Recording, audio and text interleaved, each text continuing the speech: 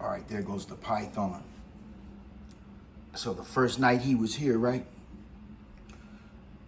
I was sleeping on the couch and I woke up and I seen him up there. And I'm like, what is that? I was just tripping. He was like right up here, like in between there, like laying, like, I'm like, so I sat there and I watched him for a while to see what he was gonna do.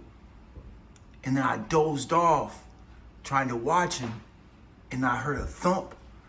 So he must have fell, I don't know, so I went and got my boy and was like, bro, you gotta put him back in the cage. I'm not touching him. And what I didn't know is these things really can bite. They really got some teeth. They're not venomous, but they can rip your shit open, man.